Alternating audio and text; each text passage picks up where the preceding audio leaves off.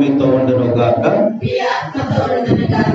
పునీత మార్కు గారు రాసిన సువిశేషములోని భాగము 6వ అధ్యాయము 7 నుండి 13 వచనాలు. యేసు 12 శిష్యులను తన చెంతకు పిలిచి బోధించుటకు జంటలుగా వారిని గ్రామములకు పంపుచు అపవిత్రాత్మను వెళ్ళగొట్టుటకు వారికి శక్తినిచ్చెను. ప్రయాణములో మీరు చేతికర్రను తప్ప మరి ఏమీ తీసుకొని పోరాదు. రొట్టెను గాని సంచెను గాని ధనమును గాని వెంట తీసుకొని పోరాదు. పాదరక్షలు తొడుగుకొనుడు, కానీ 2 అంగీలు తీసుకొని పోగలదు. మీరు ఎచ్చట ఒక ఇంట పాదము మోపుదురో అచ్చట నుండి వెడలిపోవునంత వరకు ఆ ఇంటనే ఉండు. ఎవరు మేము ఆహ్వానింపరో, మీ బోధన ఎవరు ఆలకింపరో వారికి తిరస్కార సూచికగా మీ కాలి దుమ్మును అచ్చట దులిపి వెళ్ళిపండు అని యేసు తన శిష్యులతో చెప్పాను. అంతటా ఆయన శిష్యులు పోయి ప్రజలు పశ్చాత్తాపముతో హృదయ పరివర్తన పొందవలనని బోధించారు. వారు అనేక పిశాచములను పారద్రోలి రోగులకు అనేకులకు తైలము అద్ది స్వస్థపరిచే. ఇది క్రీస్తు సువిశేషము. కూర్చోండి. Praise the lord, praise the Lord. తండ్రి వందనం, తండ్రి స్తోత్రం, యేసువా వందనం, యేసువా స్తోత్రం. Praise the lord, praise the lord, praise the Lord. సామాన్య 15వ ఆదివారంలోనికి మనము ప్రవేశించున్నాం.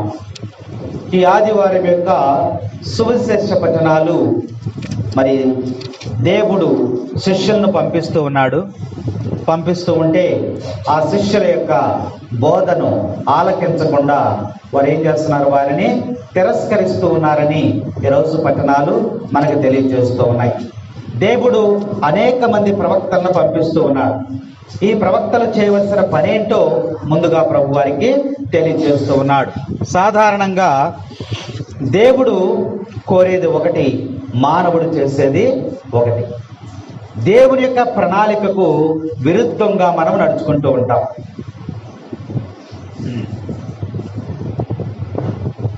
మానవుడు మరి దేవుడికి ప్రణాళిక ఒకటి ఉంటే ఆ ప్రణాళికను తెలుసుకోకుండా మానవుడు తన ఇష్టానుసారంగా జీవిస్తాడని ఈరోజు పఠనాలు మనకి తెలియజేస్తూ ఉన్నాయి. కాబట్టి ప్రతి జీవితంలో కూడా, ప్రతి మానవ జీవితంలో కూడా దేవునికి ఒక ప్రణాళిక ఉందంట. అది మనం గ్రహించకుండా ఏం చేస్తాం? మన ఇష్టానుసారంగా మనము జీవిస్తామని ఈరోజు పఠనాలు మనకి తెలియజేస్తూ ఉన్నాయి. ఈ మానవాళిని సృష్టించినటువంటి దేవునికి ఒక కోరిక ఉందంట. ఏమిటి ఆ కోరిక? ఇర్మియా గ్రంథంలో రాయబడి ఉంది.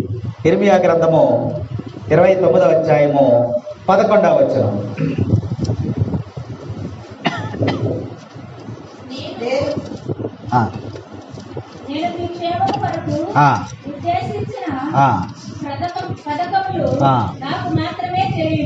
నీ క్షేమము కొరకు ఉద్దేశించినటువంటి పథకములు ఎవరికి తెలుసంట? ఆయనకే తెలుసు. నీ జీవితంలో కొన్ని పథకాలు నీకు ఇస్తూ ఉన్నాడు. ఈనాడు మరి గవర్నమెంట్ కూడా కొన్ని పథకాలు ఇస్తుంది కదా. ఇస్తుందా పథకాలు? ఏమిస్తుంది? అమ్మఒడి, మరి వృద్ధాప్యించని, ఇట్లా పథకాలు, అనేకమైనటువంటి పథకాలు ఇస్తా ఉంది. ఇవన్నీ కూడా మరి అశాశ్వతమైనటువంటి పథకాలుగా మనం చెప్పుకోవచ్చు. గ్రంథాన్ని బట్టి చూసినట్లయితే దేవుడు ఏమంటున్నారంటే, నీ జీవితంలో నీ క్షేమము కొరకు ఉద్దేశించిన పథకములు నాకు మాత్రమే తెలుసు. ఎవరికి తెలుసు అంటాయి? దేవునికే తెలుసు. నీ జీవితానికి ఒక ప్రణాళికను సృష్టించాడు దేవుడు. ఆ ప్రణాళిక ఆయనకే తెలుసు. అది కాలానుగుణముగా ఒక్కొక్కటి ఆ ప్రణాళికను నెరవేరుస్తాడంట. చదువుమా. నేను మీ అభివృద్ధినే గాని మీ వినాశనము నేను కోరలేదు. నేను మీకు బంగారు భవిష్యత్తును మీకు. Praise the lord, praise the Lord. తండ్రి వందనం, తండ్రి స్తోత్రం, యేసువా వందనం, యేసువా స్తోత్రం. దేవుడు తెలియజేస్తున్నాడు, నీ జీవితంలో నేను ఒక ప్రణాళికను సిద్ధం చేశా. ఆ ప్రణాళికలు నాకే తెలుసు. అది ఎవరికి కూడా తెలియదు. అవేంటంటే నీ అభివృద్ధినే నేను కోరుకుంటున్నాను తప్ప నీ వినాశనాన్ని నేను నీకు బంగారు భవిష్యత్తును నేను దయచేస్తాను, నీవు నా చెంతకు రమ్మని ప్రభువు పిలుస్తూ ఉన్నాడు.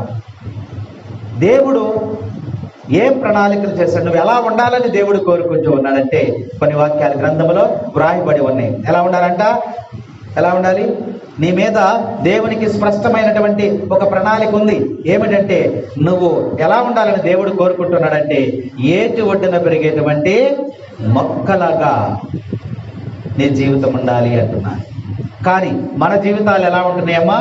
వాడిపోయినటువంటి మొక్కల్లా, నీరు లేనటువంటి మొక్కల్లా, ఎండిపోయినటువంటి మొక్కల్లా, నశించిపోయినటువంటి మొక్కల్లా మనము జీవిస్తున్నాం. మనని ఉద్దేశించి దేవుడు కోరుకునేది, అయ్యా నీ అభివృద్ధిని నేను కోరుకుంటున్నాను కాబట్టి ఏటి ఒడ్డున పెరిగేటువంటి మొక్కలాగా నువ్వు ఉండాలని నేను ఆశపడుతూ ఉన్నాను, నిన్ను దీవిస్తాను, నిన్ను ఆశీర్వదిస్తాను, నువ్వు నా సన్నిధిలోనికి రమ్మని ఆయన పిలుస్తూ ఉన్నాడు. దేవుని యొక్క ఉద్దేశం అది, దేవుని యొక్క కోరిక అది. కానీ దేవుని యొక్క వాక్కును పెడచెవిన పెట్టేసి మనం మన ఇష్టానుసారముగా జీవిస్తూ ఉన్నాం. ఎండిపోయినటువంటి మొక్కలాగా మనము జీవిస్తూ ఉన్నాం. అందుకనే ప్రభు అంటున్నాడు, నీవు భూమికి ఉప్పులాగా ఉండాలని నేను కోరుకుంటూ ఉన్నాను. ప్రభు ఏమంటున్నాడమ్మా? ఉప్పులాగా ఉండాలంట. ఉప్పు అంటే ఏంటి? ఉప్పులాగా ఉండాలంట. ఉప్పు దేన్ని ఇస్తుంది? అన్ని వేసి చూడు, నన్నే చూడు అంటదంట ఉప్పు. కాబట్టి అన్ని వేసినా మనకి రుచి వస్తుందా? ఉప్పు వేసి చూస్తే ఎలా ఉంటది? అలా నువ్వు రుచికరమైనటువంటి వ్యక్తిగా ఉండాలి, ఆమోద్యమైనటువంటి వ్యక్తిగా ఉండాలి. దేవుడు కోరుకునేది అది. నువ్వు ఎలా ఉండాలి? ఈ భూమి మీద ఉప్పులాగా ఉండాలి అని కోరుకుంటున్నాడు. మనం ఎలా ఉంటున్నామంటే సారవంతం లేని, రుచి పచి లేని జీవితాన్ని మనం జీవిస్తున్నామని దేవుడు కోరుకునేది ఒకటే, నువ్వు భూమికి ఉప్పులాగా ఉండాలి. ఎంత ప్రణాళికలో చూడండి. దేవుడు కోరుకునేది వేరు, మనము జీవించే విధానము వేరుగా ఉందని దేవుడు మనకి తెలియజేస్తూ ఉన్నాడు. ఇంకొక వాక్యం చూసినట్లయితే నువ్వు ఎలా జీవించాలంటే కొండపై కట్టబడినటువంటి పట్టణంలాగా ఉండాలంట. ఎలా ఉండాలంట? దేవుని యొక్క కోరిక అది. నీ జీవితం ఎలా ఉండాలంటే కొండ మీద కట్టబడినటువంటి పట్టణం, నగరం, ఇల్లులాగా ఉండాలి. కొండ మీద కట్టిన ఇల్లు ఎలా ఉంటుందమ్మా? అది కనబడుతుంది, ఎక్కడున్నా సరే కనబడుతుంది. చూసారా, కొండ మీద కొన్ని ఇళ్ళు ఉంటాయి, ఆ గన్నవరంలో చూసిన కొండ మీద ఇల్లు కనబడతా ఉంటుంది. అంటే నువ్వు ఎత్తైన ప్రదేశంలో ఉంటావు, ఆశీర్వదించబడతావు, దీవించబడతావు. నువ్వెందుకు మరుగున దాకా ఉన్నావు? నువ్వెందుకు మరుగున ఉంటున్నావు? నేనేమనుకుంటున్నానంటే నువ్వు కొండ మీద కట్టబడినటువంటి నగరంలాగా నువ్వు ఉండాలని దేవుడు ఆశపడుతూ ఉన్నాడు. ఇంకా వాక్యాలు మనం చూసినట్లయితే దీపపు స్తంభముపై ఉంచబడినటువంటి దీపములాగా ఉండాలంట. దేవుని కోరిక ఏంటి? నీ జీవితం ఎలా ఉండాలి? దీపస్తంభముపై పెట్టినటువంటి దీపములాగా నువ్వు ఉండాలి. కానీ మనం ఎలా ఉంటున్నాము? మనం కొంచెము కింద పెట్టినటువంటి దీపంలాగా ఉంటున్నామంట. దేవుడే చెప్తున్నాడు, నీ జీవితం ఎలా ఉందంటే కొంచెము కింద పెట్టినటువంటి దీపములాగా ఉంది. కొంచెము కింద పెడితే దీపం ఎలా? కొంచెం తెలుసా? పెద్దవాళ్ళకి తెలుస్తుంది. కొంచాలు, అడ్డలు కొంచాలతో ధాన్యం కొలిసేవారు. ఆనాడు కొంచాలే వాడేవాళ్ళు. అందుకని బైబిల్ గ్రంథంలో కొంచెం అని వ్రాయబడి ఉంది. కొంచెం అనగా ఇట్లా ధాన్యం కొలిసేటువంటిది అనమాట. అది వెలుగుని, ఇక్కడ కొవ్వొత్తిని వెలిగించి కొంచెము బోర్లిస్తే ఆ వెలుగు ఎంతవరకు వస్తుంది? ఆ కొంచెం లోపల మాత్రమే, బయటికి రాదు. కానీ దేవుడు అది కోరుకోవటంలా.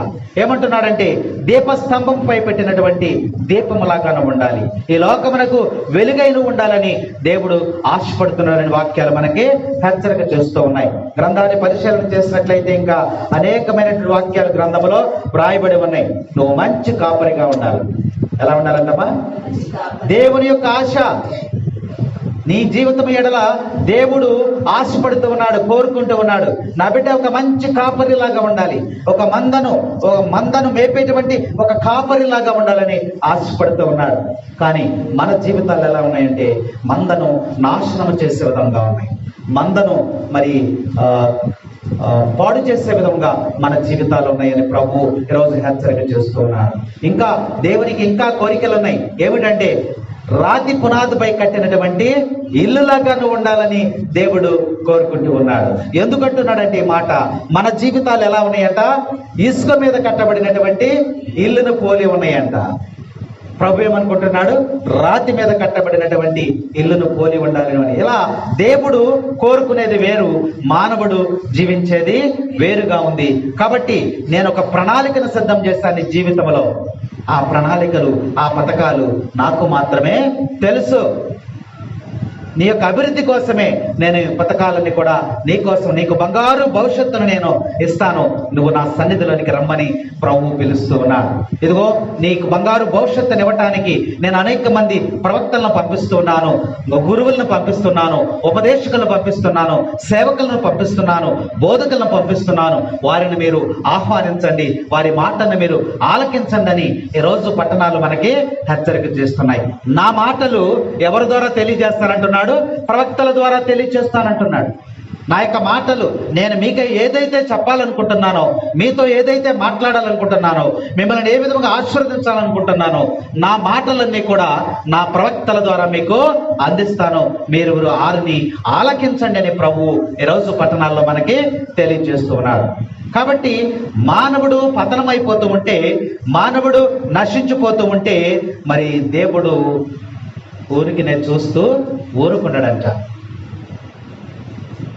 నా రూపంలో సృష్టించుకున్నటువంటి ఈ నరుడు నశించిపోతూ ఉంటే దేవుడు ఊరికినే ఉండకుండా ఏం చేస్తాడంట? బాధపడుతున్నాడు. బాధపడి అయ్యో ఈ బిడ్డ నశించిపోతుంది అని చెప్పి ఆ బిడ్డను ఆ యొక్క నరకము నుండి తప్పించడానికి దేవుడు ఎంతో ప్రయాసపడుతూ ఉన్నాడంట. సమరయా స్త్రీని మనం జ్ఞాపకం చేసుకున్నట్లయితే, ఆ బిడ్డ పాపములో నశించిపోతూ ఉంది, చీకటిలో నశించిపోతూ ఉంది. కాబట్టి ఆ బిడ్డను ఏదో రకంగా నేను రక్షించాలనే ఉద్దేశంతో యేసు ప్రభు ఎక్కడికి వచ్చాడమ్మా? మిట్ట మధ్యాహ్నం వేళ ఆ యొక్క ఎక్కడికి వచ్చాడు? సమరయ బావి దగ్గరికి వచ్చాడు. దేవుడు చూస్తూ ఊరుకున్నాడంట. అందుకనే చెప్తున్నాడు, ఎందుకు నీ జీవితాన్ని నువ్వు పాడు చేసుకుంటున్నావు? అనేక వ్యసనాలకు అలవాటు పడి నీ జీవితాన్ని పాడు చేసుకుంటున్నావు. ఇదిగో నీకు బంగారు భవిష్యత్తుని నేను నిర్ణయించాను, ఆ పథకం నాకు మాత్రమే తెలుసు. నువ్వు నా దగ్గరికి రా, నేను నీకు బంగారు భవిష్యత్తుని ఇస్తాను. నీ జీవితాన్ని ఎందుకు అలా త్రాగుడుతో, వ్యసనాలతో, అనేక రకమైనటువంటి దురలవాట్లతో నీ జీవితాన్ని ఎందుకు నువ్వు పాడు చేసుకుంటూ ఉన్నావని దేవుడు ఈరోజు ఇర్మియా ప్రవక్త ద్వారా మనకి హెచ్చరికలు చేస్తూ ఉన్నాడు.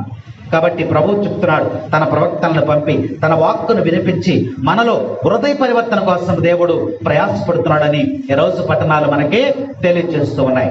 ఈరోజు మొదటి పట్టణం మనం చూసినట్లయితే ఆమోసు గ్రంథము 7వ అధ్యాయం 12వ వచనంలో మనం చూసినట్లయితే, అంతట అమాస్య ఆమోసుతో దీర్ఘదర్శి నీవిక యోధాకి వెడలి పొమ్ము, అచట ప్రవచనములు చెప్పి పొట్టపోసుకొనుము, ఇక చెప్పవలదు.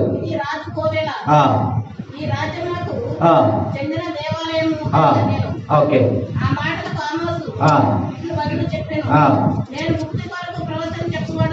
కాను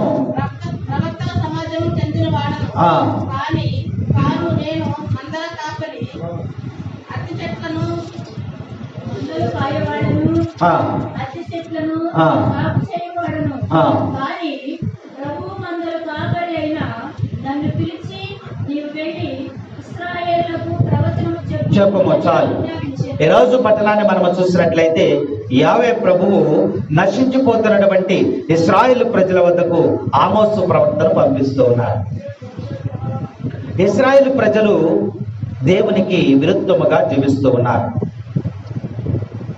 ఆ సమయంలో దేవుడు చూస్తూ ఈ ఇశ్రాయేలు ప్రజలకు నేను ఎన్ని మేలులు చేశాను, వీరికి ఎంతగా సహాయం చేశాను నేను, అయినప్పటికీ కూడా వీరు నన్ను విడిచిపెట్టి అన్య దేవతలను ఆరాధిస్తూ ఉన్నారు.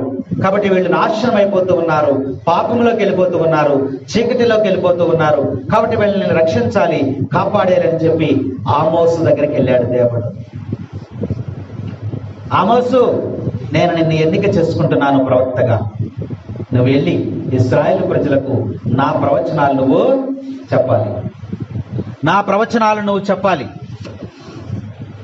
అని ఆమోస్ ప్రవక్తని పిలుస్తూ ఉన్నాడు. ఆమోస్ అంటే అర్థం ఏంటి? భరించువాడు అని అర్థం. ఆమోస్ అంటే ఏంటి?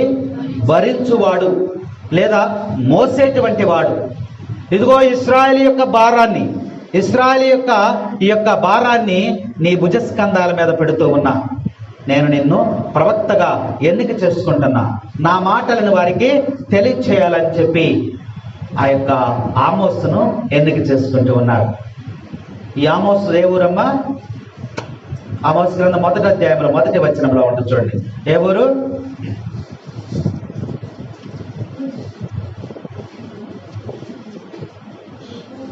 తెకోవా. ఏ ఊరది? తెకోవా అనేటువంటి ఊరిలో పల్లెటూరు. అది చాలా చిన్న గ్రామం. ఆ గ్రామంలో మరి గ్రామీణ జీవితాన్ని గడిపేటువంటి ఆమోస్ ఆయన గొర్రెల కాపరి.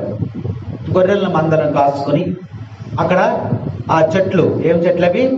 అత్తి చెట్లు, అత్తి పండ్లు, అంజూరపు పండ్లు, అవిసె చెట్లు, ఈ వ్యవసాయం చేసుకుంటా గొర్రెలను కాసుకుంటా గ్రామీణ ప్రాంతంలో జీవనాన్ని కొనసాగించేటువంటి వ్యక్తి. దేవుడు పట్టణాలను వదిలేశాడు, నగరాలను వదిలేశాడు, అన్నిటిని వదిలేసి ఎవరి దగ్గరికి వెళ్ళాడు? ఆ పల్లెటూరులో ఉన్నటువంటి ఆమోసు దగ్గరికి వెళ్ళాడు. వెళ్ళి, ఆమోసు ఏం చేస్తున్నావు? నేను నిన్ను ఎన్నిక చేసుకుంటున్నా. చూసారా, నగరాల్లో పట్టణాల్లో తెలివైన వారు ఉన్నారు, బలమైన వారు ఉన్నారు, మంచి మాటకారులు ఉన్నారు, అందరూ ఉన్నారు. వాళ్ళందరినీ కూడా వదిలిపెట్టేశాడు దేవుడు. ఎక్కడికి వెళ్ళాడు? తెకోవా అనేటువంటి ఒక చిన్న గ్రామానికి వెళ్ళాడు. ఆ గ్రామంలో గొర్రెలు కాసుకునేటువంటి ఒక వ్యక్తిని చూశాడు. అలాగే ఆ వ్యవసాయ పనులు చేసుకునేటువంటి ఆ వ్యక్తిని, ఆమోసుని చూశాడు. ఈ భారమంతా కూడా ఆయన మీద పెట్టాడు. నేను ప్రవక్తగా ఎన్నిక చేసుకుంటున్నాను ఆమోసు, నువ్వు రమ్మని పిలిచాడు. ప్రవక్త దేవుడు పిలిస్తే వెళ్ళాలా వద్దా? వెళ్ళాలా వద్దా? వెళ్ళాలి. గ్రంథంలో చక్కగా వ్రాయబడి ఉంది చూడండి. అక్కడ ఎలా ఉందో, దేవుడు పిలిస్తే ఎలా ఉంటుందో చక్కగా వ్రాయబడి ఉంది చూడండి. ఆమోస్ గ్రంథంలో 3వ అధ్యాయంలో 8వ వచనం. అంతట నన్ను ఆమోసు సింహము గర్జించినచో భయపడని వాడెవడు? ప్రభువైనటువంటి దేవుడు ఆనతి ఇచ్చినచో ప్రవచనములు చెప్పని వాడెవడు? దేవుడు చెప్తున్నాడు. చూసారా, దాని ముందు వచనం చదువుమా. ప్రభువైనటువంటి దేవుడు తన సేవకులైన ప్రవక్తలకు తెలుపకుండా ఎట్టి కార్యములు చేయడు. దేవుడు ఏం చేస్తున్నాడమ్మా? ఒక వ్యక్తిని పిలిచాడు అంటే ఆ వ్యక్తి నాకు కుదరదయ్యా, నేను వెళ్ళను అంటమనేది ఎక్కడ జరగదు. మోషేని పిలిచాడు, గొర్రెలు కాసుకునే మోషే నువ్వు నాయకుడిగా పంపిస్తున్నానంటే ఆయన ఏమన్నాడు? చిత్తము ప్రభు అన్నాడు. నాకు గొర్రెలు ఉన్నాయి, నేను వెళ్ళటం కుదరదు అన్నాడా? లేదు. సింహము గర్జించిన భయపడని వాడెవడు? అంతేనా? సింహం అరిస్తే భయపడకుండా ఎవరైనా ఉంటారమ్మా? సింహం లాంటి వాడు దేవుడు. నేను గర్జించినప్పుడు భయపడిన వాడెవడు? నా ప్రవచనమును చెప్పననేటువంటి వాడెవడు అని దేవుడు అంటూ ఉన్నాడు. యోనాకి చెప్పాడు, యోనా నువ్వు వెళ్ళి ఎక్కడికి వెళ్ళాలి? నినవే పట్టణం వెళ్ళి సువార్తను ప్రవచనాలు చెప్పాలన్నాడు. ఏం చేశాడు ఆయన? పారిపోతున్నాడు. పారిపోతే వదిలేడా దేవుడు? వదిలేడా? అడవిలో జింక పారిపోతుంటే సింహం వదులుతుందా? వెంటాడి దాన్ని పట్టుకుంటుంది. అవునా? యోనా పారిపోతున్నాడు.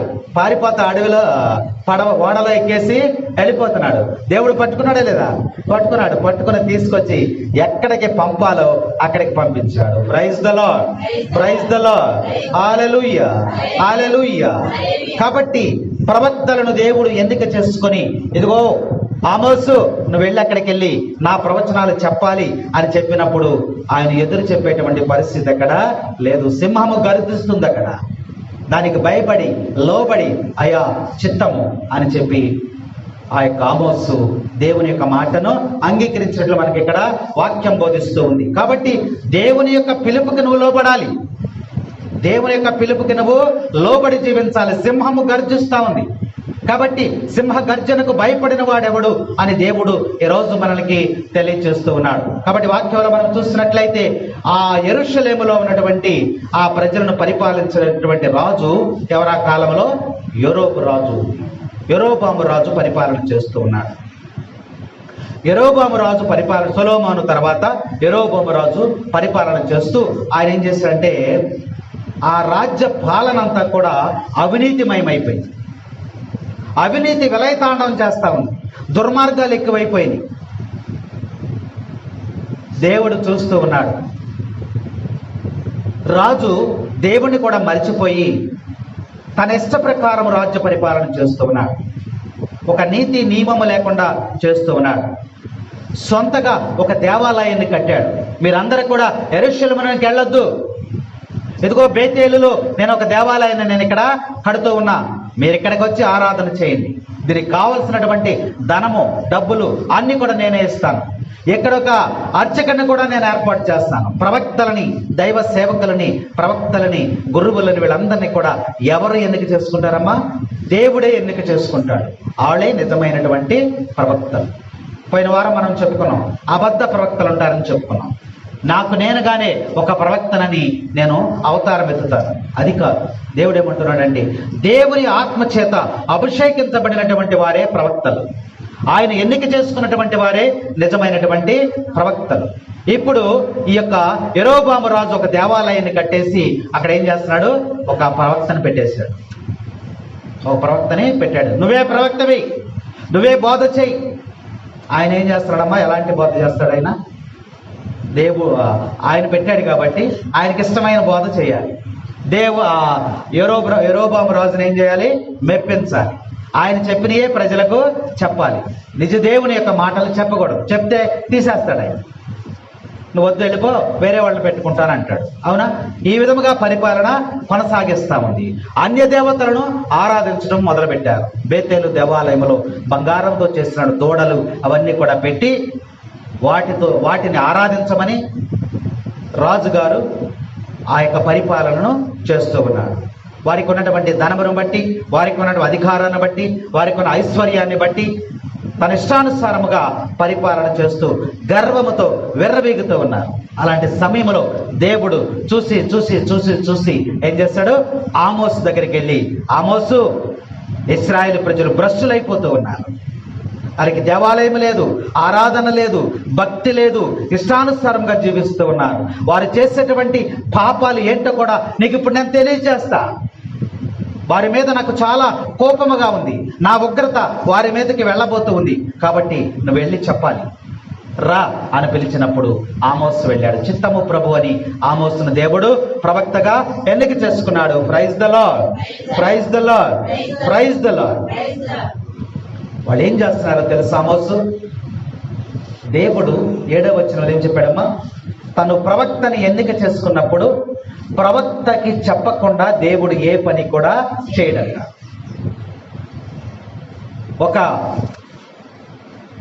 ఆ యొక్క ఇశ్రాయేలు ప్రజలు నాశనం చేయాలంటే దేవుడు ఇప్పుడు ఆమోసుని ఎన్నిక చేసుకున్నాడు కాబట్టి ఆమోసుకి చెప్పకుండా అక్కడ ఏమీ కూడా చేయడు. తన ప్రవక్తకి చెప్పిన తర్వాతే ఎక్కడైనా వినాశనం అనేది గ్రంథంలో జరుగుతూ ఉంది. ఇప్పుడు ఆమోసుతో చెప్తున్నాడు. ఇశ్రాయేలు ప్రజలు ఎలా జీవించారో తెలుసా? ఆమోసు గ్రంథము 2వ అధ్యాయము 4వ వచనం. ప్రభు ఇట్లా అనుచున్నాడు, యోధా ప్రజలు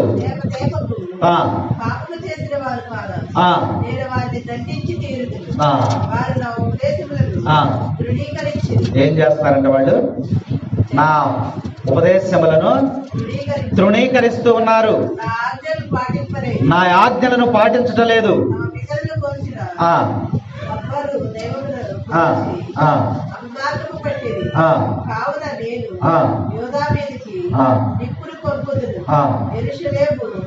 కోటలను ఆమోసు విను, వాడు చేసేటువంటి పాపం ఏంటో తెలుసా? వాళ్ళు పితరులు అబద్ధాలు చెప్పారు, అదే అబద్ధాలతో వీళ్ళు కొనసాగిస్తూ ఉన్నారు. ధర్మశాస్త్రమును పక్కన పెట్టేశారు, దేవాలయమును పక్కన పెట్టేశారు. ఎంత ఘోరమైనటువంటి పాపములు వాళ్ళు జీవిస్తున్నారు కాబట్టి వాళ్ళని నేను నాశనం చేస్తా. నువ్వు వెళ్ళి హెచ్చరిక చెయ్యి. 6వ వచనం చదువు. ఇశ్రాయేలు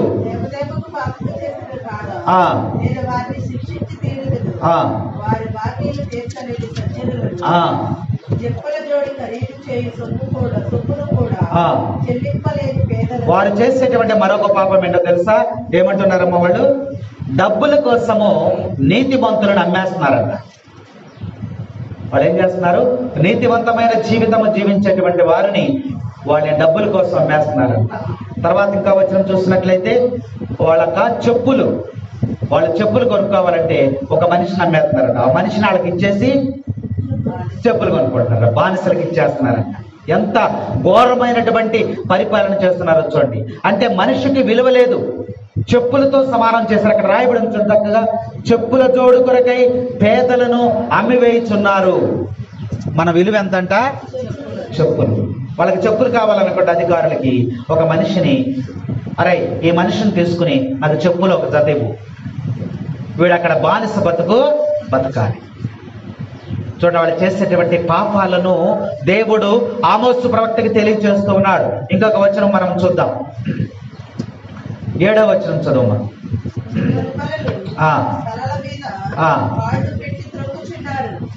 పేదవారి యొక్క తలల మీద కాళ్ళు పెట్టి తొక్కుచున్నారు. అంటే కాళ్ళు పెట్టి తొక్కుచున్నారంటే కాళ్ళు పెట్టి తొక్కటం కాదు, వారు చేసే ప్రతి పని కూడా ఆటంకపరుస్తున్నారు. అంటే వారి నోటిలో మన్ను కొడుతున్నారు, వారిని ఏ పని చేసుకునేటం లేదు.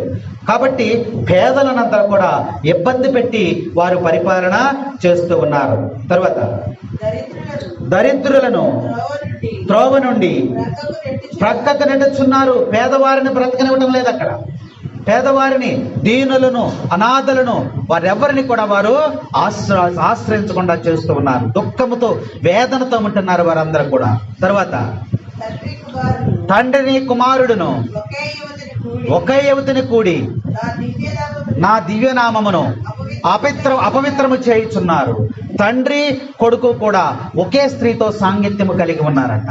ఇంత ఘోరమైనటువంటి పాపాలు చేస్తూ ఉన్నారు. నా దివ్యమైనటువంటి నామానికి కూడా వారు అపవిత్రం చేస్తూ ఉన్నారు. వీరిని ఎలా క్షమిస్తాను నేను? వీరిని ఏం చేస్తాను?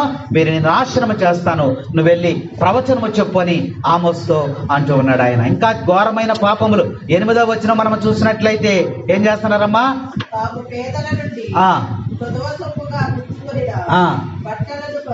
బట్టలను పరుచుకొని ఆరాధనా స్థలములలో ఎక్కడ పడుకుంటున్నారంట? ఆరాధనా స్థలంలో నిద్రిస్తున్నారంట. దుప్పటలు పరుచుకొని ఇవన్న ఆరాధన జరగకుండా ఆరాధన సమయంలో దేవాలయంలో పడుకుంటూ ఉన్నారు. ఆరాధన చేయటం లేదని దేవుడు ఆమోస్ ప్రవక్తలు చెప్తున్నాడు. ఇశ్రాయేలు ప్రజలు చేసేటువంటి పాపాలు వాటిలో మనవి కూడా ఉన్నాయేమో ఒకసారి జ్ఞాపకపరచుకోండి. తర్వాత వచనం చూసినట్లయితే 12వ వచనం చూడమ్మా. ఆయనను మీరు త్రాగించిరి, ప్రవక్తలు కానీ అక్కడ సేవకులు వచ్చి ఆ దేవాలయంలో ఉన్న అర్చకులకు కానీ వాళ్ళకి ఏం చేస్తారంట? బలవంతముగా ద్రాక్షారసాన్ని తాగిస్తారు. త్రాగుడికి అలవాటు చేస్తూ ఉన్నారు. బలవంతం చేసి వారికి త్రాగుడును అలవాటు చేస్తున్నారు.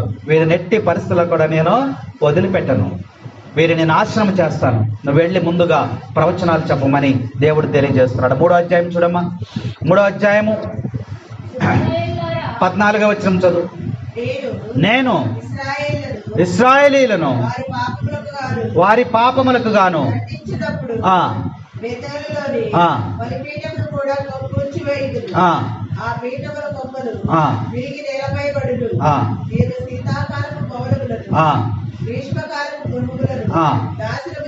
వాళ్ళు ఎలా కట్టుకున్నారో ఇల్లు చూడండి. అక్కడ శీతాకాలంలో ఇల్లు కట్టుకున్నారంట, వేసవ కాలంలో ఇల్లు కట్టుకున్నారు. శీతాకాలంలో ఉండే ఇల్లు ఎలా ఉండాలి? వర్షాకాలంలో ఉండే ఇల్లు ఎలా ఉండాలి? తడవకుండా ఉండాలి, ఇంకా వెచ్చగా ఉండాలి, అంతేనా? శీతాకాలం చలేస్తుంది కాబట్టి వాళ్ళ గృహాలు వారికి ఉన్నటువంటి ధన బలమును బట్టి, అధికారాన్ని బట్టి, వాళ్ళకున్న ఆస్తులు అంతస్తులను బట్టి వాళ్ళు రకరకాలు మరి వాతావరణాన్ని బట్టి ఇల్లు కట్టుకున్నారంట. శీతాకాలం ఉండేటువంటి ఇల్లు, వేసవకాలం ఉండేటువంటి, వేసవకాలం ఎలా ఉండాలి? చల్లగా ఉండాలి, అలాంటి ఇల్లు కొన్ని కట్టుకున్నారంట. మరి వర్షాకాలం ఎలా ఉండాలి? వెచ్చగా ఉండాలి, అలాంటి ఇల్లు కొన్ని కట్టుకున్నారంట. వీటన్నిటిని కూడా నేనేం చేస్తాను? నేలమట్టము చేస్తాను. Praise the lord, praise the lord, praise the Lord. 4వ అధ్యాయం 1వ వచనం చూడండి.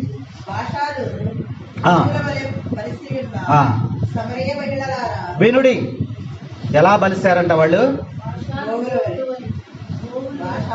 బాషాను గోవుల వలె బలిసినటువంటి సమరయ స్త్రీలారా వినుడు.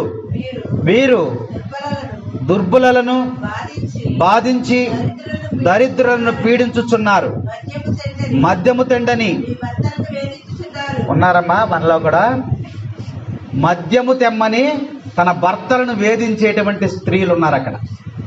వాళ్ళు ఎలా ఉన్నారంట? బాషాను గోవుల వలె బలిసినటువంటి స్త్రీలారా. బాషాను గోవులు అంటే బాషాను అనేటువంటి ఒక ప్రాంతం ఉంది అక్కడ. అక్కడ పచ్చగడ్డి బాగా పెరుగుతూ ఉంటుంది. ఈ ఆవులు ఇవన్నీ కూడా వెళ్ళి అక్కడ మేస్తాయంట, ఆ గడ్డిని మేస్తాయంట.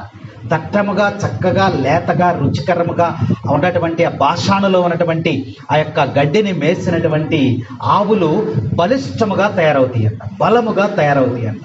ఈ స్త్రీలను దేనితో పోల్చాడు దేవుడు? బాషాను గోవులు మేసినటువంటి మేత మేసి బలిసినటువంటి స్త్రీలతో పోల్చాడు. మీరు ఏమంటారు వాళ్ళని? బలిసినటువంటి స్త్రీలారా, కొవ్వు పట్టినటువంటి స్త్రీలారా, మదమెక్కినటువంటి స్త్రీలారా, మీరు వినుడి. నీ భర్తలను మద్యము తెమ్మని మీరు బలవంతము చేస్తూ ఉన్నారు. వాళ్ళని ఏం చేస్తారంట దేవుడు? వాళ్ళని శిక్షిస్తానంటున్నాడు. బరి తెగించినటువంటి ఆ ఇశ్రాయేలు ప్రజలను ఏం చేస్తాను? నేను వారిని శిక్షిస్తాను, ఘోరమైనటువంటి శిక్షలు వారి మీదకు పంపిస్తాను, నువ్వు బయలుదేరు అని చెప్పి ఈ పాపాలన్నీ కూడా వీరు చేసి, ఇంకా గ్రంథం చదవండి, చాలా ఉన్నాయి. ఈ దరిదాపు 20-30 పాపాలు ఆ యొక్క ఆమోసు ప్రవక్తకి దేవుడు తెలియజేశాడు. ఈ పాపాలన్నీ కూడా చేస్తూ ఉన్నారు. నేను ఇక సహించలేను, నా ఉగ్రత వారి మీదకి రప్పిస్తానని చెప్పి దేవుడు ఆమోసు ప్రవక్తకి తెలియజేస్తూ ఉన్నాడు. 5వ అధ్యాయం 5వ వచనంలో చూసినట్లయితే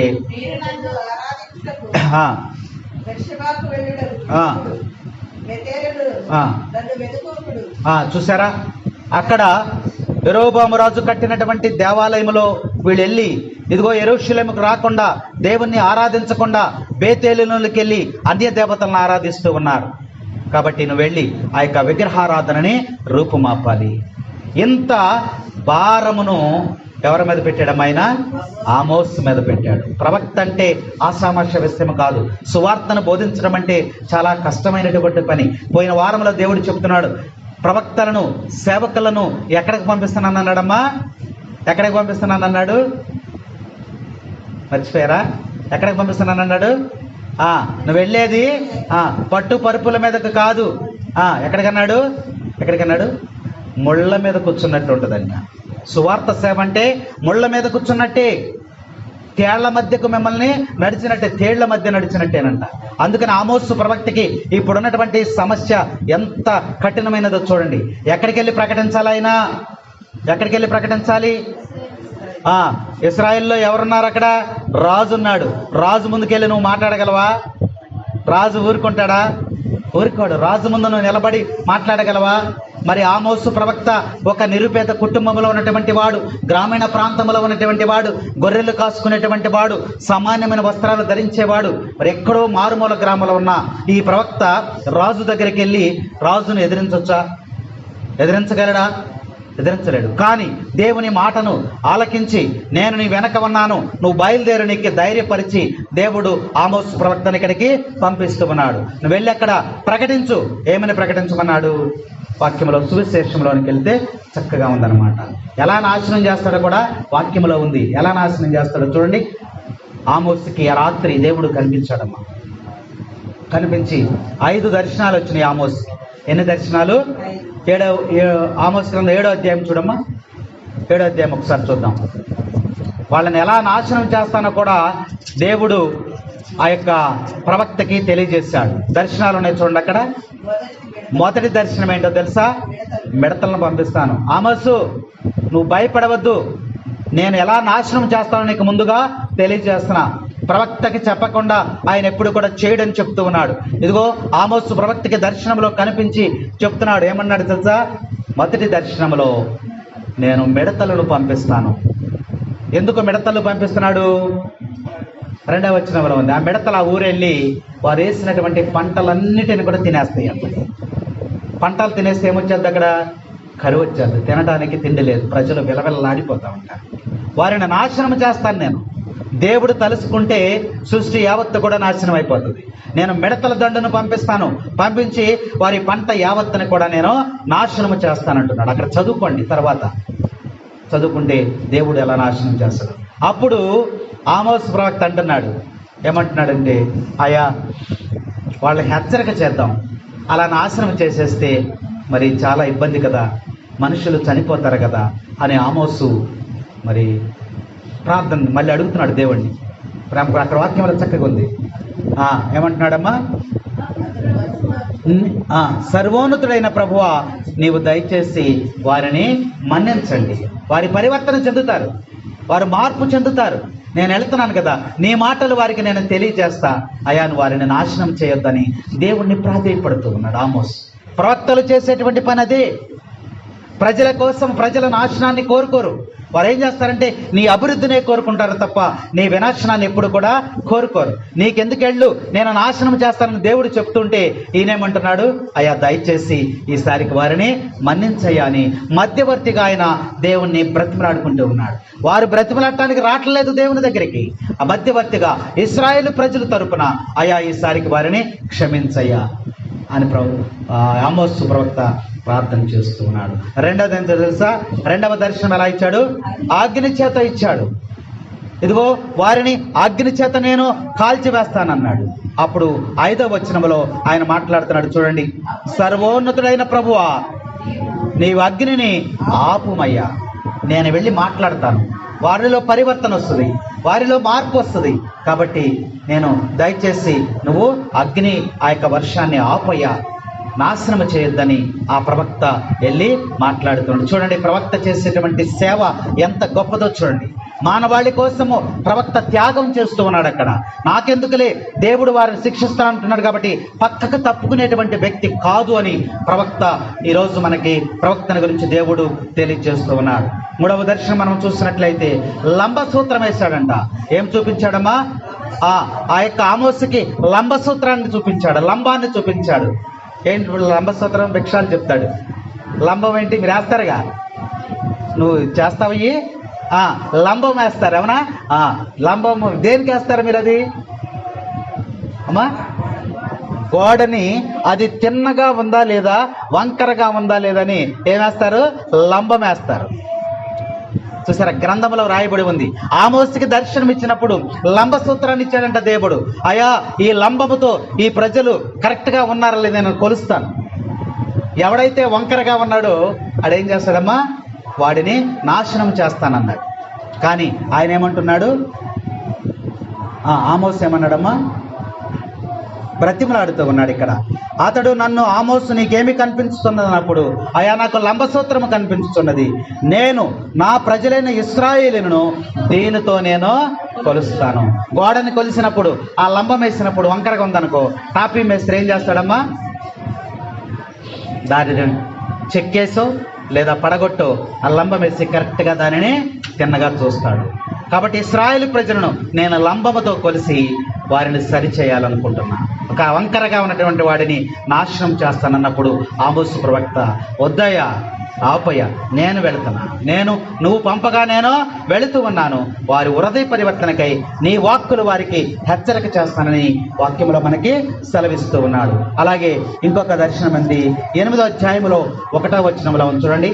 4వ దర్శనం ఏంటమ్మా, పండ్ల గంపనిచ్చాడు. పండ్ల గంప అంటే అక్కడ అర్థం ఏంటో చక్కగా అక్కడ రాయబడింది. ఆమోసు నిద్రించినప్పుడు పండ్ల గంప కనపడతా ఉంది. ఆయనకి దర్శనం ఇచ్చాడు దేవుడు. పండ్ల గంపలో పండ్లన్నీ కూడా సిద్ధము చేసి గంపలో వేస్తున్నాయంట. వేసవి కాలపు పండ్ల గంపను నేను చూచితిని అని దేవుడితో ఆయన మాట్లాడుతూ ఉన్నాడు.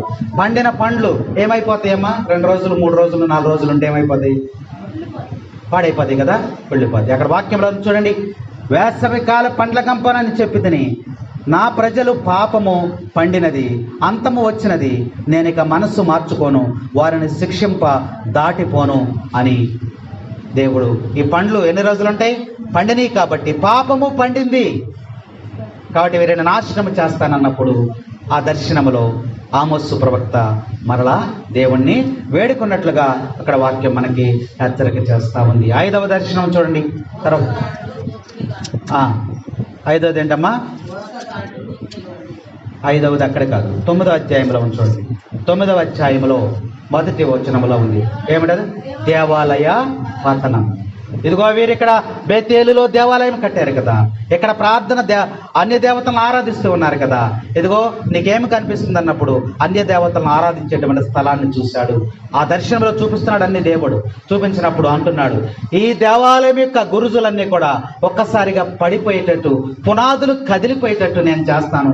అప్పుడు ఒక్కడి కూడా మిగలకుండా అందరు కూడా చనిపోతారు అని చెప్పి ఇశ్రాయేలు ప్రజల మీదకి ఏ శిక్షలైతే దేవుడు వేయాలనుకుంటున్నాడో వాటన్నిటినీ కూడా ఆమోసుకి దర్శనాల్లో ఆయన తెలియజేశాడు. Praise the lord, praise the lord, praise the lord, praise the Lord. కాబట్టి ఇప్పుడు ఆమోసు బయలుదేరాడు. దేవుడు వారు చేసిన పాపాలను గురించి వారికి చెప్పాడు. ఆ పాపాలకి నేను వారిని ఎలా శిక్షిస్తానో కూడా చెప్పాడు. ఇప్పుడు నువ్వు బయలుదేరి నువ్వు వెళ్ళి ఎక్కడికి వెళ్ళాలి? ఇశ్రాయేలు ప్రజల దగ్గరికి వెళ్ళి వారికి నేను చెప్పిన మాటలు వారికి తెలియచేయమన్నప్పుడు ధైర్యముగా ఆయన ఎక్కడికి వెళ్ళాడమ్మా? ఇశ్రాయేలు ప్రజల దగ్గరికి వెళ్ళాడు. వెళ్ళి డైరెక్ట్గా ఎక్కడికి వెళ్ళాడు? బేతేలుకి వెళ్ళాడు. బేతేలులో ఏముంది? దేవాలయం ఉంది. దేవాలయంలోనే అన్య దేవతలను ఆరాధిస్తూ ఉన్నారు. అక్కడికి వెళ్ళి ప్రకటిస్తున్నాడు. దేవుని ప్రవక్త మరి ఎప్పుడు కూడా దేవుడు చెప్పమన్నదే చెప్తాడు. దేవుడు చెప్పమన్నదే చెప్తాడు తప్ప మరి తన సొంత మాటలను ఆయన చెప్పడానికి అవకాశము లేదు. దేవుడు ఏదైతే బోధించమన్నాడో ఆ మాటలను మాత్రమే ఆయన ప్రకటిస్తూ ఉన్నాడని ఈ యొక్క ప్రవక్త ద్వారా దేవుడు మనకి తెలియచేస్తూ ఉన్నాడు. అది చాలా కష్టమైనటువంటి పని. ప్రజలకు చెప్పాలి, పైగా రాజుకు చెప్పాలి, పైగా రాజు ఉన్నటువంటి ప్రాంతంలోనికి వెళ్ళాలి. అక్కడికి వెళ్ళి ఆ ప్రాంతంలో ప్రకటించాలి, రాజుకు ఎదురుగా ప్రకటించాలి. ఎంత ధైర్యం ఉండాలో చూడండి. దేవుడు ధైర్యపరిచి ప్రవక్తలను పంపిస్తూ ఉన్నాడు, సేవకులను పంపిస్తూ ఉన్నాడు. ఆ ధైర్యంతోనే వాక్యాన్ని ప్రకటిస్తూ ఉన్నారని ఇక్కడ గ్రంథం మనకి తెలియజేస్తూ ఉంది. నువ్వు వెళ్ళినప్పుడు అక్కడ ప్రకటిస్తే వారు బెదిరించినా, అదిరించినా, నిన్ను గొడవ చేసినా, హేళన చేసినా నువ్వు దేనికి కూడా భయపడవలదు. నీ వెనక నేను ఉంటాను, నిన్ను ఎదిరించినటువంటి వారిని నేను శిక్షిస్తాను అని దేవుడు మరి ఆమోసు ప్రవక్తకి అభయమిస్తూ ఉన్నాడు. నువ్వు బయలుదేరు అన్నప్పుడు వెంటనే ఆయన బయలుదేరి అక్కడికి వెళ్ళాడు. ఇశ్రాయేలులో ఉన్నటువంటి స్థితిని గురించి ఆయన చెప్పాడు. అయ్యా, మీరు ఉన్నతమైనటువంటి స్థితిలో ఉన్నారు, ఇది కూలిపోబోతుంది. ఇది నా మాటలు కాదు, ఇది దేవుని యొక్క మాటలు. రాత్రి దర్శనంలో దేవుడు మిమ్మల్ని ఎలా నాశనం చేస్తాడో నాకు చెప్పాడు. ఆ మాటలు మీకు తెలియజేస్తూ ఉన్నా. ఇదిగో రాజు ఉన్నాడు, చూసావా? యెరోబాము రాజు కూడా చనిపోతాడు, ప్రజలందరూ కూడా చనిపోతారు, దేవాలయం పడగొట్టబడుతుంది. మీరు విగ్రహారాధన చేస్తూ ఉన్నారు కాబట్టి మీరు వెంటనే పరివర్తన చెందండి, యెరూషలేము దేవాలయానికి తిరిగి రండి, అంటే దేవుని వద్దకు తిరిగి రండి అని ధైర్యముగా ఆయన ప్రకటించినప్పుడు జరిగినటువంటి విషయం ఎంత ధైర్యం ఉందో చూడండి. రాజు ముందు ప్రకటించాలి. అయ్యా రాజు, నువ్వు చచ్చిపోతావు, నా దేవుడు నిన్ను చంపుతానంటున్నాడంటే రాజు ఊరుకుంటాడమ్మా? ఊరుకోడు. అయినప్పటికీ కూడా రాజును ఎదిరించి దేవుని యొక్క మాటలను అక్కడ ప్రకటిస్తున్నాడని వాక్యం మనకి హెచ్చరిక చేస్తూ ఉంది. అప్పుడు అక్కడ ఎవరున్నారు చెప్పేటప్పుడు? బేతేలులో ప్రధాన యాజకుడైనటువంటి అమాస్యా ఉన్నాడు. అమాస్యను ఎవరు నియమించారు? రాజే, యెరోబాము రాజు నియమించాడు.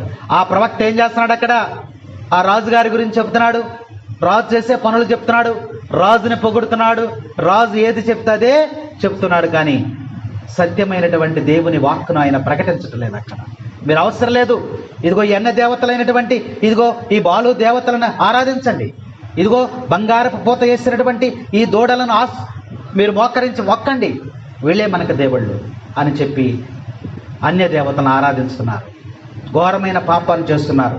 కాబట్టి దేవుడు మిమ్మల్ని శిక్షిస్తున్నాడు. రాజు సైతము నశించిపోతాడు, రాజ్యమంతా కూడా నాశనం అయిపోతుంది. అప్పుడు వెంటనే వీడు ఏం చేశాడమ్మా? ఆ ప్రవక్త దగ్గర అమావాస్య ప్రవక్తతో, అర్చకుడితో ఆమోసు ధైర్యంగా చెప్పాడు. చెప్పినప్పుడు వెంటనే ఆయన ఏం చేశాడు? రాజుకు కౌరంపేశాడు. ఏమని కౌరంపాడు? 10వ వచనం చదవమ్మా. 7వ అధ్యాయం 10వ వచనం. అప్పుడు బేతేలు దేవాళమును యాజకుడుగా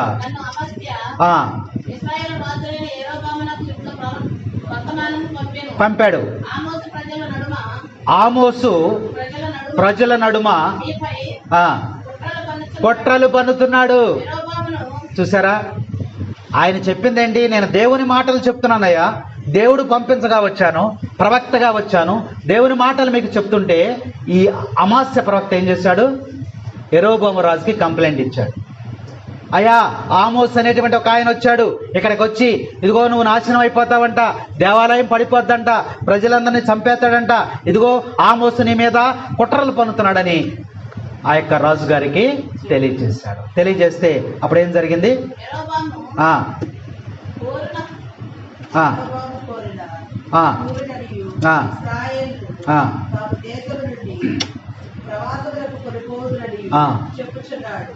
ఇక మీ రాజ్యం ఉండదు ఇక్కడ. మీ రాజ్యము వేరే రాజు వచ్చి మీ మీద యుద్ధం చేసి మిమ్మల్ని అందరికీ బానిసలుగా తీసుకెళ్ళిపోతాడు అని ప్రకటిస్తూ ఉన్నాడు, నీ మీద కుట్ర చేస్తూ ఉన్నాడు అని చెప్పినప్పుడు ఈ యొక్క ఆమోస్ ప్రవక్త అంటాడు, అయ్యా, ఇది రాజు యొక్క ఆలయము, దేవుని ఆలయం కాదంట. ఏంటిది? రాజు యొక్క ఆలయము. ఇక్కడ రాజు ఏది చెప్తే అదే జరగాలి. ఒకవేళ నువ్వు పొట్ట పోసుకోవటానికి ఇక్కడికి వచ్చేవేమో. ప్రవక్తలు ఆనాడు అబద్ధ ప్రవక్తలు ఉండేవాడు. నేను ప్రవక్తని అని ఊరూరా తిరుగుతూ ధనమును ధాన్యాన్ని పోగు చేసుకునేటువంటి వారు. ఒకవేళ నువ్వు అలా వచ్చావా, నీ పొట్ట కుట్టు కోసమైతే మా రాజ్యంలో కుదరదది, నువ్వు వెళ్ళి నీ యోధా దేశంలో చేసుకో, నువ్వు అక్కడ పొట్ట పోసుకోవచ్చు, నువ్వు అక్కడ వెళ్ళి ప్రవక్తలాగా నువ్వు చెప్పుకోవచ్చు అని చెప్పి ఈ యొక్క ఆమోసు ప్రవక్తని హేళన చేస్తూ ఉన్నాడు. అప్పుడు అంటున్నాడు ఆయన, అయ్యా, నేను ప్రవక్తని కాను, కనీసం ప్రవక్త యొక్క శిష్యుని కూడా కాను, నేను ప్రవక్తని కాను, ప్రవక్త యొక్క శిష్యుని కూడా కాను, నేను పశువుల మందలను కాచుకునేటువంటి గొర్రెల కాపరిని, అవిసె చెట్లను పెంచుకునేటువంటి వ్యవసాయదారుణ్ణి. దేవుడు నన్ను పిలిచి ఈ వర్తమానాన్ని మీకు తెలియజేయమని పంపించగా నేను వచ్చానే తప్ప నాకు పొట్ట పోసుకోవటానికి కావలసినటువంటి అవసరత నాకు లేదు అని చెప్పి ఆ యొక్క ఆమోసు ప్రవక్తని వ్యతిరేకించి చెప్తున్నాడు. కాబట్టి ఆమోసు అలాంటి మాటలు మాట్లాడుతున్నప్పుడు ఈ యొక్క అమావాస్య అర్చకుడిలో కోపం వచ్చేసింది. కోపం వచ్చి, ఇక్కడ నువ్వు ప్రవచనాలు చెప్పడానికి వీల్లేదు, ఇక్కడ ప్రవచనాలు చెప్పాలంటే నేనే చెప్పాలి, ఎందుకంటే ఈ యెరోబోము రాజు నన్ను ఎన్నిక చేస్తున్నాడు, నేను ఇక్కడ నువ్వు చెప్పడానికి లేదు అని చెప్పి వ్యతిరేకిస్తున్నట్లుగా మనం ఇక్కడ వాక్యం మనం చూస్తూ ఉన్నాం. ఆఖరి 11వ వచనం చదువమ్మా, 12వ వచనం చదువు. అంతట అమాస్య ఆమోసుతో, దీర్ఘదర్శి నీవిక యోధాకి వెళ్ళిపో, అచ్చట ప్రవచనాలు చెప్పుకో, పొట్ట పోసుకు అక్కడ, ఇక బేతేలులోకి మాత్రము ప్రవచనములు చెప్పవద్దు. ఇది రాజు కోవిలి. ఏమనుకుంటున్నావు ఇక్కడ? నువ్వు ఎవరి బుద్ధి చెప్తున్నావు? రాజుగారి దగ్గరికి వచ్చి చెప్తున్నావు, రాజు దేవాలయంలో చెప్తున్నావు. ఆమోస్ ఏమంటున్నాడు? నువ్వు రాజైనా, నువ్వు ప్రవక్త, నువ్వు అమావాస్య అర్చకుడివైనా, ప్రజలైనా నాకు మీతో సంబంధం లేదు, నేను దేవుడు పంపగా వచ్చాను, దేవుని యొక్క వర్తమానాలను మిమ్మల్ని బోధిస్తున్నా, ప్రవచిస్తున్నా. మీరు నన్ను ఇబ్బంది పెట్టినా, ఇరుకులో పెట్టినా, నన్ను చంపివేసినా, నన్ను ఏ విధంగా మరి చిత్రహింస చేసినా నేను దేవుని యొక్క ప్రవచనాలను ప్రకటించి వెళతానే తప్ప నేను వెనుకకు తిరిగి వెళ్ళను. దేవుడు నన్ను ధైర్యపరుస్తున్నాడని చెప్పి ఆ యొక్క ప్రజలను అమావాస్య అర్చకుడిని కూడా ఎదిరించినటువంటి వాడుగా ఆమోస్ ఈరోజు గ్రంథంలో మనకి తెలియచేయబడుతూ ఉంది. కాబట్టి వాక్యాలు మనం చూసినట్లయితే 15వ వచనం చదవమ్మా. కానీ ప్రభువు గొర్రెల కాపరినైనటువంటి నన్ను పిలిచి, నీవు వెళ్ళి ఇశ్రాయేలీయులకు ప్రవచనము చెప్పమని ఆజ్ఞాపించు. దేవుని ఆజ్ఞ ప్రకారం నేను ఇక్కడికి వచ్చా, అంతేగాని ఎవరో చెప్తే నేను ఇక్కడికి రాలేదు. ప్రవక్త పలికేటువంటి మాటలు అన్నమాట. కాబట్టి దేవుడు పంపించినటువంటి వ్యక్తిని అసలు ఆమోసుకి అక్కడికి వెళ్ళి ప్రవచనము చెప్పవలసిన అవసరం ఉందా? లేదు. కష్టపడి పని చేసుకుంటున్నాడు. ఆయన బాధ్యతగా తన గొర్రెలను అతను మేపుకుంటున్నాడు, వ్యవసాయం చేసుకుంటున్నాడు. 2 జాబులు చేస్తున్నాడు ఆయన. ఒకటేంటమ్మా, గొర్రెలు కాసుకుంటున్నాడు, తన బాధ్యతగా తన మందను మేపుకుంటూ ఉన్నాడు. ఒక పల్లెటూరులో గ్రామంలో ఉంటూ ఉన్నాడు. రెండవ పని ఏంటంటే ఆ వ్యవసాయం చేసుకుంటున్నాడు. అలాంటి వ్యక్తిని దేవుడు మరి ఎలా పట్టుకున్నాడో చూడండి. అంటే కష్టపడి న్యాయముగా నీతిగా పనిచేసేటువంటి వారినే దేవుడు ఎన్నిక చేసుకుంటున్నాడు. చూసారా, వెళ్ళి పిలుచుకుని ఆయన చేశాడు. కాబట్టి గొర్రెలు కాచుకుంటేటువంటి నన్ను పిలిచి దేవుడు పంపించాడు. ఆ ప్రవచనాలు నేను ఆజ్ఞ ప్రకారం నేను ఇక్కడికి వచ్చాను అన్నాడు. అంటే దేవుడు పంపించినటువంటి ప్రవక్తలను కానీ, దేవుడు పంపించినటువంటి సేవకులను కానీ, సువార్తను బోధించేటువంటి బోధకులను కానీ హింసించిన, బాధించిన, అవమానించిన, హేళన చేసిన, గేలి చేసిన దేవుడు తప్పనిసరిగా శిక్షిస్తాడు. అది దేవుడే చూసుకుంటానంటున్నాడు. గ్రంథములో చక్కగా దైవజనులను కించపరిచినటువంటి వాడు అవమానించబడతాడు. ఇంకొక వాక్యములు ఏమి రాయబడిందంటే దైవజనుని గురించి తర్కించేటువంటి వాడు. గ్రంథంలో చక్కని మాటలు రాయబడి వారికి శిక్ష తప్పదు అని ఆమోసు ప్రవక్త ద్వారా హెచ్చరిక చేస్తూ ఉన్నారు. ఈ వచనాలను మరి అప్పటికీ కూడా ఆమోసు ప్రవక్తను ఎన్నో ఇబ్బందులు పెట్టారు. ఇబ్బందులన్నిటి కూడా లెక్క చేయకుండా ఆయన ఏం చేశాడు, దేవుని యొక్క ఆజ్ఞకు లోబడి అక్కడ ఇశ్రాయేలు ప్రజల కోసం ఆయన ప్రార్థన చేశాడు. చివరికి వారు ఎన్ని హింసలు పెట్టినా వారి క్షేమం కోసము ప్రార్థన చేశాడు. అది దేవుని చిత్తమై ఉన్నదని మొదటి పట్టణంలో దేవుడు మనకి హెచ్చరిక చేస్తూ ఉన్నాడు. కాబట్టి ఒక ప్రవక్త వచ్చినప్పుడు, ఒక శిష్యుడు వచ్చినప్పుడు, ఒక సేవకుడు వచ్చినప్పుడు, ఒక దైవజనుడు వచ్చినప్పుడు మనం ఎలా ఉండాలి, ఎలా ప్రవర్తించాలని యేసు ప్రభువు కూడా ఈరోజు సువిశేషములో తెలియజేస్తున్నాడు. చూడండి, సువిశేషం చూద్దాం. సువిశేషంలోకి వెళ్దామా? 12 మంది శిష్యులను ఆయన వద్దకు పిలిచి బోధించుటకు యేసు ప్రభు ఏం చేశాడమ్మా, శిష్యులను పంపిస్తూ ఉన్నాడు. ఎందరెందరిని పంపిస్తున్నాడు? 2 పంపిస్తున్నాడు. ఒక్కడిని ఎందుకు పంపలేదు?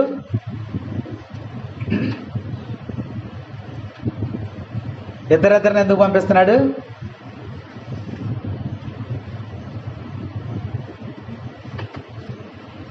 ఎందుకు పంపించాడమ్మా? ఒంటరిగా ఉండటం మంచిది కాదని ఇద్దరిద్దరిని ప్రజల మధ్యకు పంపిస్తూ ఉన్నాడు. ప్రజలు ఎలాంటి వారంట? ఎలాంటి వారి ప్రజలు? సంఘంలో ఏముంటాయి అని చెప్పాడు మొన్న. శిష్యులకి పంపించేటప్పుడు ఒక మాట చెప్పాడు యేసు ప్రభు. ఏం చెప్పాడు? శిష్యులను ఆశీర్వదించి వాళ్ళని పంపిస్తున్నాడు. ఏమని చెప్పి పంపించాడు? శిష్యులను పంపించాడు కదా, ఒక చోటకి పిలిచాడు, ఆశీర్వదించాడు. మిమ్మల్ని ఆత్మచేత నేను అభిషేకిస్తున్నాను, మీరు వెళ్ళి సకల జాతి జనులకు పితా పుత్ర పవిత్రాత్మ నామమున మీరు వారందరికీ జ్ఞానస్నానమును వస్తుగడు అని ఆశీర్వదించి వారిని పంపిస్తున్నాడు. పంపించేటప్పుడు ఒక మాట చెప్పారు, మిమ్మల్ని ఎక్కడికి పంపిస్తున్నానో తెలుసా అని చెప్పి ప్రభు ఒక మాట చెప్తూ ఉన్నాడు. ఏమన్నాడు? తోడేళ్ల మధ్యకు గొర్రె పిల్లవలే మిమ్మల్ని పంపిస్తున్నాను. తోడేళ్ళు ఏం చేస్తాయమ్మా? తోడేళ్ళు ఏం చేస్తాయి? కరిసేస్తాయి, మింగేస్తాయి, చీల్చేస్తాయి, బెదిరేస్తాయి, అదిరేస్తాయి, అన్నీ చేస్తాయి. ఇది సంఘం అంట. అవన్నీ ఉంటాయంట సంఘంలో. వీటికేటికి మీరు బెదరవద్దు. అవి ఎలాంటివి అంట? ప్రభు చెప్పిన మాట, గొర్రె తోలును కప్పుకున్న తోడేళ్ళంట. పైకి గొర్రెలాగానే సాధు జంతువులాగా కనపడతా ఉంటాయి, కానీ వాళ్ళ లోపల ఉన్నటువంటిది ఏంటంట? తోడేలు మనస్తత్వం. అందుకనే మీరు జాగ్రత్తగా ఉండుడి, ధైర్యముగా ఉండుడి అని శిష్యులను ఆశీర్వదించి పంపిస్తున్నాడు. ఎవరెవరిని? ఇద్దరిద్దరిని చొప్పున ఆయన పంపిస్తూ వెళ్ళి మీరు సువార్తను బోధించుడి. ఎంతమందిని ఎన్నిక చేసుకున్నాడు? 12 మంది. పేర్లు తెలుసమ్మా? తెలుసా? ఒకళ్ళిద్దరే మనకి తెలుసు. ఎవరో ఒకళ్ళ ఇద్దరో తెలుస్తూ ఉంటారు. మత్తయి శుభవార్త 10వ అధ్యాయము 2 నుంచి 4 వచనాలు చదివితే 12 మంది శిష్యుల పేర్లు అక్కడ ఉంటాయి. మీరు చదువుకోండి. తర్వాత 12 మంది శిష్యులు కూడా అక్కడ ఉంటాయి. కంఠస్థం పట్టండి, వచ్చే వారం చూడకుండా చెప్పొచ్చు. మత్తయి శుభవార్త 10వ అధ్యాయము 2 నుంచి 4 వచనాల్లో యేసు ప్రభు ఎన్నిక చేసుకున్నటువంటి 12 మంది శిష్యులు కూడా అక్కడ ఉన్నారు. వారికి అంటున్నారు, ఏమంటున్నారు? మీకు అధికారాన్ని ఇచ్చాడు.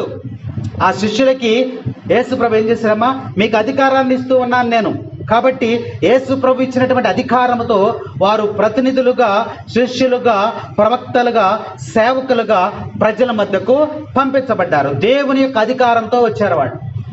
అంతేగాని ఎవరో పంపించగా అక్కడికి రాలేదు. అమావాస్య ఎట్లా వచ్చాడు అక్కడ? ఆమోస్ అక్కడికి రాజు పంపిస్తే వచ్చాడు. ఆమోస్ ఎలా వెళ్ళాడు అక్కడికి? దేవుడు పంపించగా వచ్చాడు. కాబట్టి దేవుడు పంపించినటువంటి ప్రవక్తలు వీళ్ళందరూ కూడా. కాబట్టి ఒక సేవకుడు, ఒక గురువు, ఒక అభిషక్తుడు, ఒక ప్రవక్త వచ్చాడు అంటే అది దేవుడు ఎంపిక చేసుకుని పంపించినటువంటి వ్యక్తిని ఈరోజు యేసు ప్రభు తెలియజేస్తూ, నా ప్రతినిధిగా అక్కడికి నేను పంపిస్తూ ఉన్నాను వాక్యం మనకి హెచ్చరిక చేస్తా ఉంది. వారికి కొన్ని సూచనలు చేశాడు యేసు ప్రభు. ఏది? శిష్యులకు వెళ్ళేటప్పుడు ఏమని చెప్పాడు? చదువమ్మా. ప్రయాణములలో మీరు చేతి కర్రను తప్ప. శిష్యులకు చెప్పారు, మీరు వెళ్తున్నారు కదా, ఒక గ్రామాన్ని మీకు పంపిస్తున్నాను కదా, అక్కడ మీరు ఏం తీసుకెళ్ళాలి? ఒక చేతి కర్ర తప్ప మీరు ఏమీ కూడా తీసుకున్న వెళ్ళొద్దు. ఇంకా రొట్టెలను కానీ, జోలెను కానీ, సంచిలో ధనమును కానీ. ఆ రోజు యేసు ప్రభు వాళ్ళకి ఇన్స్ట్రక్షన్స్ ఇచ్చారు. మీరు ఒక ఊరికి సువార్తను బోధించడానికి వెళ్తున్నారు కదా, అక్కడికి వెళ్ళేటప్పుడు మీరు ఆహారం కానీ, జోలెను కానీ, ధనమును కానీ, మరి 2 అంగీలు కానీ అలా తీసుకుని వెళ్ళొద్దు. చేతిలో ఒక కర్రను మాత్రమే తీసుకుని వెళ్ళండి. ఎందుకంటున్నారు? మరి అక్కడికి వెళ్ళి సువార్తను బోధించాలి కదా, 1-2 రోజులు ఉండాలి కదా.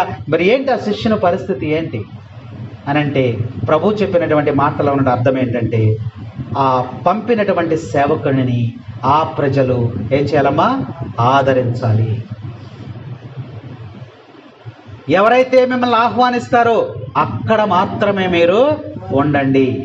ఆహ్వానింపని చోట నుంచి మీరు మీ కాలి దుమ్ముని అక్కడ దులిపేసి వచ్చేయమంటున్నాడు యేసు ప్రభు.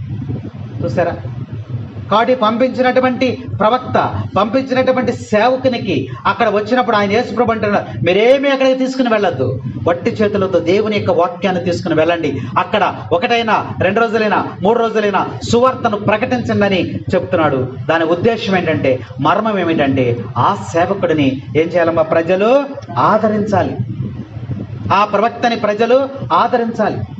ఆ దైవ సందేశాన్ని తీసుకొచ్చినటువంటి ప్రవక్తకి శారీరకమైన అవసరాలు, ఆహారము, నీరు ఏదైతే అవసరమైందో దానిని ఎవరు ఇవ్వాలంట? అక్కడ ఆహ్వానించినటువంటి ప్రజలు ఇవ్వాలి. దేవుని యొక్క సందేశం అది. దైవ వాక్కును మీ దగ్గరికి బోధించడానికి వచ్చినటువంటి సేవకునికి మీరేం చేయాలంట? ఆయనని తృప్తిపరచాలి. గ్రంథంలో మనం చూసినట్లయితే ఇదిగో ఒక 2వ రాజుల గ్రంథంలో 4వ అధ్యాయంలో 8వ వచనంలో ఒక స్త్రీ ఉంది చూడండి. 2వ రాజుల గ్రంథము 4వ అధ్యాయం 8వ వచనం. ఒకనాడు ఎలీషా షునేము నగరమునకు వెళ్ళగా అచట ఒక నివసించు ఒక సంపన్నురాలైనటువంటి ఒక స్త్రీ భోజనము చేయమని నిర్బంధము చేసెను. Praise the lord, praise the lord, hallelujah. ఏ పట్టణం అంటామది? షునేము పట్టణం. షునేము పట్టణానికి వెళ్ళాడు ఒక ప్రవక్త. ఏ ప్రవక్త అయినా? ఎలీషా ప్రవక్త. ఆ పట్టణమునకు వెళ్ళిన వెంటనే ఆ స్త్రీ ఆయనను ఆహ్వానించింది. అయ్యా, నువ్వు దేవుడు పంపించగా వచ్చినటువంటి ప్రవక్తవు కాబట్టి ఈరోజు మా ఇంటికి వచ్చి భోజనము చేయాలని నిర్బంధం చేసిందంట, బలవంతం చేసింది. ఆయన కుదరదనమ్మా, నేను పక్క ఊరికి వెళ్ళాలి, అక్కడ సువార్తను బోధించాలని చెప్పినా సరే వినకుండా ఆమె ఏం చేస్తుందమ్మా? ఈరోజు మా ఇంటికి వచ్చి, నువ్వు మామూలు వ్యక్తివి కాదు, దేవుడు పంపించగా నువ్వు వచ్చావు కాబట్టి దేవుని ప్రవక్తగా నేను ఆహ్వానిస్తూ ఉన్నాను, నువ్వు మా ఇంటికి వచ్చి ఇదిగో ఈ ఆహారాన్ని భుజించి వెళ్ళమని ఆమె చెప్పింది. నిర్బంధం చేసిన వాక్యము. ఈరోజు నువ్వు మా ఇంటిలో కాలు పెట్టాలయ్యా, కాలు పెట్టి నువ్వు భోజనము చేయాలి. మరి ఆ రోజు ఎలీషా ప్రవక్త వెళ్ళినప్పుడు ఆయనతో పాటు శిష్యులు కూడా ఉండవచ్చు. మరి ఆ శిష్యులకు కూడా ఆమె భోజనమును ఏర్పాటు చేసింది. అంటే ఇక్కడ వాక్యాన్ని బట్టి చూస్తే ఆ సేవకునికి దేవుడిచ్చిన సందేశం ప్రకారము ఆ స్త్రీ ఆ సేవకుని ఆహ్వానించింది. ఆ సేవకునికి కావలసినవన్నీ కూడా ఏర్పాటు చేసింది. అలా ఆ మార్గంలో వెళ్ళేటప్పుడు, ఆ ఊరు వెళ్ళినప్పుడల్లా కూడా ఆయన అక్కడికి వెళ్ళేవాడట. యేసుక్రీస్తు ప్రభువు కూడా మరి అనేక ప్రాంతాల్లో సువార్తను బోధిస్తూ ఉన్నప్పుడు ఎక్కువగా ఏ ఊరు వెళ్ళాడమ్మా? ఏ ఊరు వెళ్ళాడు? మరియా మార్తల ఇంటికి వెళ్ళాడు. ఏ ఊరది? ఏ ఊరది? బెతానియా. ఏ ఊరమ్మది? బెతానియా. యేసుప్రభు అక్కడికి వెళ్ళేవారు. ఆ రోజు రొట్టెలతో యేసుప్రభుకి భుజం. ప్రవక్తగా, ఆయన ఒక సువార్త సేవకుడిగా, ఆయా దేవుని యొక్క కుమారుడిగా వాళ్ళు ఆ కుటుంబానికి ఆహ్వానించి ఆ రొట్టెలను, ఆ మంచినీటిని, అవన్నీ కూడా ప్రభువుకి ఏం కావాలో ఆహారాన్ని ఇచ్చేవాళ్ళు. అలాగే గ్రంథములు అనేక మంది ఉన్నారు. సారేపతిలో ఉన్నటువంటి విధవరాలు ఎవరికి ఆహారాన్ని ఇచ్చిందమ్మా? ఏలియాకి. ఏలియా ఆ ఊరు వెళ్ళినప్పుడు, అయా నువ్వు దైవ సేవకుడు అని ఆయన గుర్తిస్తున్నాను, దైవ సేవకుడులుగా ఇదిగో దేవుడు పంపించగా నువ్వు వచ్చావు కాబట్టి ఇదిగో ఈ రొట్టెలను తినయ్యని ఆయన ఆకలిని తీర్చింది. ఈరోజు సువిశేషంలో మన వాక్యాలు చూస్తే వారిలో ఎన్ని లోపాలు ఉన్నప్పటికీ, దేవుని యొక్క సేవకునిలో, దైవజనుడిలో ఎన్ని లోపాలున్నా, ఎన్ని కష్టాలున్నా, ఎన్ని బలహీనతలున్నా వాటిని మనము చూడకూడదు. మనం లేచిన దగ్గర నుంచి చూసేయ్యే, లేచిన దగ్గర నుంచి మనం బయట కూర్చున్న అయ్యే మాట్లాడుకుంటాం, ఎక్కడ కూర్చున్నా అయ్యే మాట్లాడుకుంటాం. గ్రంథం ఏం చెప్తుందంటే దేవుడు ఎన్నిక చేసుకున్నటువంటి వ్యక్తిని గురించి నువ్వు తర్కించకూడదు, మాట్లాడకూడదు. ఆయన బలహీనతలను కానీ, ఆయన యొక్క లోపాలను కానీ నువ్వు తర్కించకూడదు, మాట్లాడకూడదు. అది ఎవరు చూసుకుంటారంట? దేవుడే చూసుకుంటాడంట. కానీ ఆయన నువ్వు ఎలా చూడాలి? ఒక ప్రతినిధిగా చూడాలి, దేవుడు పంపించగా వచ్చినటువంటి దూతగా చూడాలి, ఒక బోధకుడిగా చూడాలి, ఒక సువార్థికుడిగా చూడాలి. ఆయన ఆహ్వానించాలి, ఆయన కావలసినటువంటి పరిచర్యను చేయాలి. షునేమ పట్టణంలో ఉన్నటువంటి స్త్రీ అలా ఆ ప్రవక్త అప్పుడప్పుడు వస్తూ ఉంటే ఆమె ఏం చేస్తుందంట? తన భర్త దగ్గరికి వెళ్ళిందంట. వెళ్ళి, అయ్యా ఈయన దైవ సేవకుడు, దేవుడు పంపించగా వస్తున్నాడు కాబట్టి ఈయన వచ్చినప్పుడల్లా, ఇటు వెళ్ళినప్పుడల్లా మన ఇంటిలో కొద్దిసేపు విశ్రాంతి తీసుకోవడానికి మన మేడ పైన ఉన్నటువంటి గదిని ఆయనకి కేటాయిద్దాము అని చెప్పి అన్నప్పుడు ఆయన అన్నాడు, అలాగే చెయ్యి. భర్తని ఒప్పించుకొని అలాగే ఏర్పాటు చేయమన్నాడు. అప్పుడు పై రూమునంతా కూడా శుభ్రం చేసి అందులో ఆయన ప్రార్థన చేసుకోవడానికి అవకాశముగా ఏం చేసిందమ్మా? ఒక కుర్చీని, ఒక బల్లను, ఒక దీపస్తంభమును అక్కడ ఏర్పాటు చేసింది. ఆయన వచ్చినప్పుడు ఒక గంటని 2 గంటలని కాసేపు సేద తీరి అక్కడి నుంచి మళ్ళీ ఇంకో గ్రామానికి వెళ్ళి సువార్తను బోధించేవాడు. అందుకనే ఈరోజు సువిశేషంలో యేసు ప్రభు తెలియజేస్తున్నాడు. ఏమంటున్నాడమ్మా? ఇద్దరిద్దరు చొప్పున పంపి మీరు వెళ్ళేటప్పుడు ఏం చేయాలంట? ఏమీ కూడా మీరు తీసుకొని వెళ్ళొద్దు, వారే ఆహ్వానిస్తారు, వారే గణపరుస్తారు మిమ్మల్ని అని చెప్పి ఈరోజు వాక్యంలో మనకి ప్రభువు తెలియజేస్తున్నారు. మీరు ప్రయాణంలో తేలికగా ఉండండి. మీరు ప్రధానమైన పని ఏంటంటే సువార్త చెప్పటమే. అక్కడ మీరు ప్రయాణంలో ఈ లగేజ్లన్నీ తీసుకుని వెళ్ళొద్దు, తేలికగా వెళ్ళండి. కాబట్టి తన యొక్క అవసరాలన్నీ కూడా ఎవరు తీర్చాలి?